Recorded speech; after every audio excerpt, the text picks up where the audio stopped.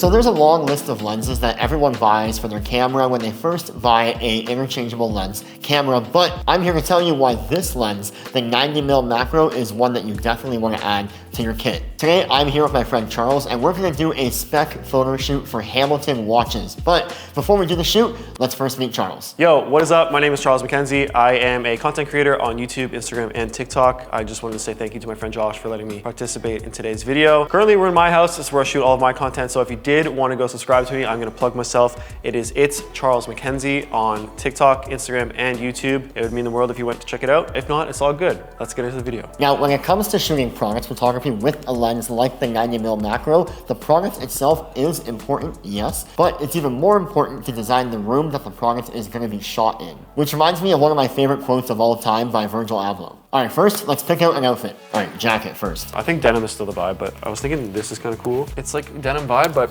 I don't know, it's a little like oversized. I don't have anything that's like a traditional fit. I do have this. I was wearing this today, actually. I really like this. That really goes. You want to try this one? Let's try that one. We also have like this fleece, but I want to show you some more upstairs just so we like know exactly what we're doing. This one's giving Jeremy Allen White in The Bear. It does a little bit. Like that N007 brand, that's what that's giving. Who's it from? This is from Madewell.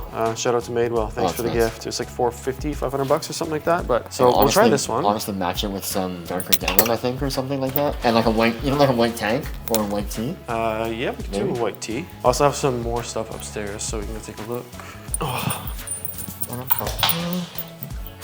Oh, this might be a vibe though too. It's like leather. Oh. I think this might be the move. I mean, that like hits the target perfectly. I think if I'm, it's pretty matchy-matchy. I think if I'm gonna wear that, I'd probably change my jeans to these. Like a pair of boots. What do you think? I also have black jeans I could throw on too. I feel like that could work. Nice, that looks great. I love the wash on those jeans too. Yeah, I think it's like a nice, like, I don't know, almost like earthy wash, but jeans. They're a little more like worn in, like they're not like a black. They're more like a washed out black. Okay, yeah, So it could be a vibe with like a black boot. I think this might be a vibe. And I also think this would work because this is very timeless. Yeah, I'm not mad at that at all. So these you think with this? Yeah, this makes a lot more sense. I think this looks good. I mean, hey, like that right there already looks so clean. Yeah, this makes a lot of sense. So we're good? Tight. All right, now we find some props. Okay, so when thinking about props, I'm looking for things that kind of go along the same theme as the watch, which by the way, let's show you the watch again on Charles's wrist now that we have it. So it's a bit rugged, a little bit country, but it's Hamilton, so it is a bit more upscale, a little bit of a luxurious purchase. So I'm looking at things that go along the same brown, black, and silver color tone. This lamp is gorgeous to use as a close-up object and texture. Books, I love to shoot with books as a pop of color. And things that might also not be recognized are also sometimes good textures. For example, alcohol bottles. So a lot of the time, liquor and beautiful labels like alcohol bottles look great on camera with a 90mm macro because everything is so blown out and out of focus, and the focus is on the product itself. You can't even tell what you're looking at. So we might play with some of these as well. But this book that Charles is holding might be a great starting place. Let's start here.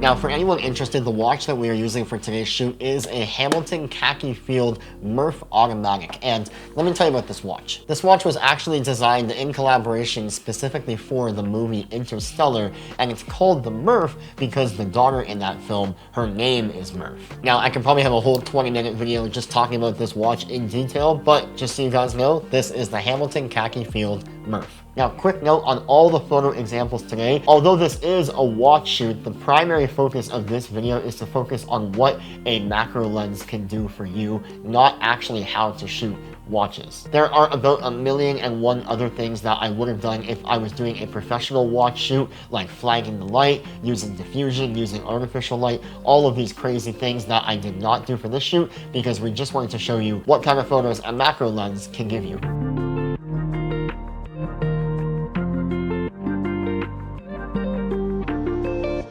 Now, when building out your photography kit, it's very natural to go for lenses that cover a wide variety of focal lengths, like a 16-35 wide zoom lens, a 24-70 standard zoom lens, or a 70-200 telephoto lens. That way they cover as many different focal lengths as possible. And while that is a really smart idea to start out with, and a smart idea just in general, I would advise you to have a look at prime, and more specifically, this lens, the 90mm macro. Now, every camera brand has their own variation of a macro lens around this focal length. Some of them are 110mm, some of them are 100. The Sony one is 90mm, which is the one we are talking about in today's video. But either way, they're all basically the exact same thing, which is basically a really tight prime lens with a very short focusing distance and a wide open aperture. Now, when you think about macro lenses or macro photography, what do you think of? You probably think of something like this or this. And that is very true because macro lenses allow you to get really up close and personal with your subject matter,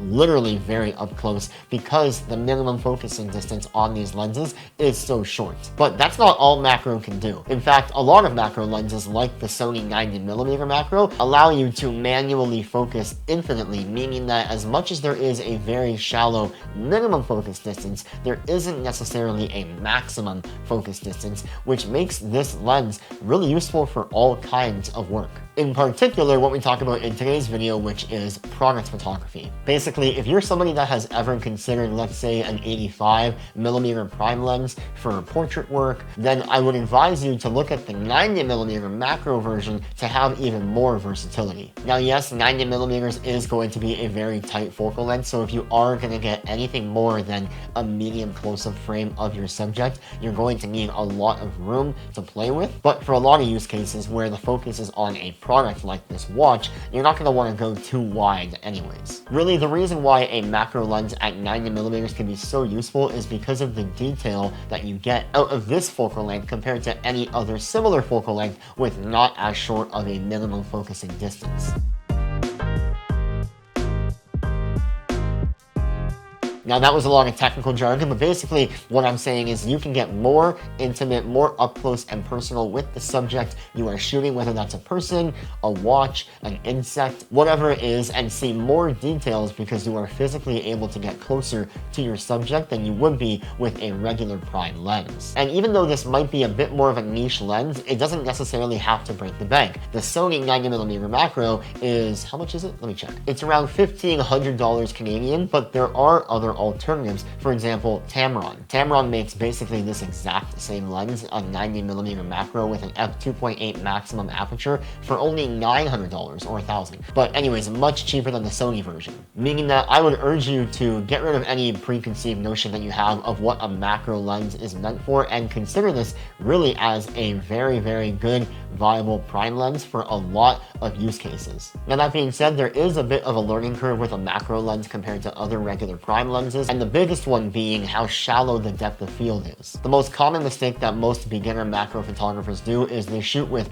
way too wide of an aperture at, let's say, all the way open at f2.8 because they want to let all that light in and they think that it'll yield the most macro looking results. And really, unless you're shooting a flat piece of paper, that's not going to be the case, because when you're shooting objects in 3D space, even this watch, literally from any angle, the front of the watch compared to the back of the watch is at different distances, different focusing distances to your lens and to your camera. Meaning that when you're at an aperture as wide as f2.8, it's not going to get everything in focus. So really you have two options. Option number one, which is the more obvious one, is to stop down your aperture to something like f4.5, 5.6, 6.3, so that you have a wider plane of focusing on the actual object itself in the picture. And then option number two, which is way more technical but can definitely yield the highest quality results, and that is focus stacking. Focus stacking is basically when you take multiple of the exact same image but change the focus on the lens manually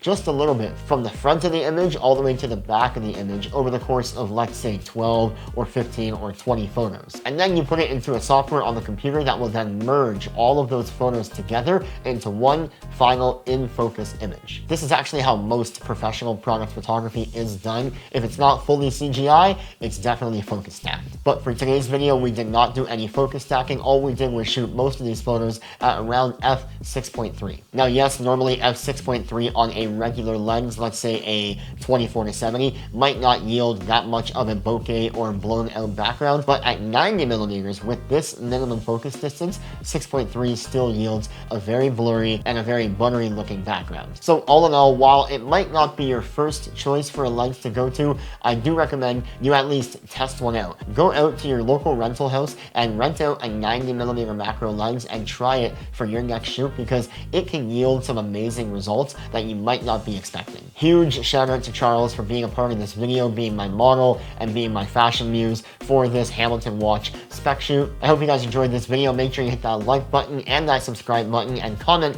down below what you want to see more of on this channel. But until next time, I will catch you guys in the next one. Peace.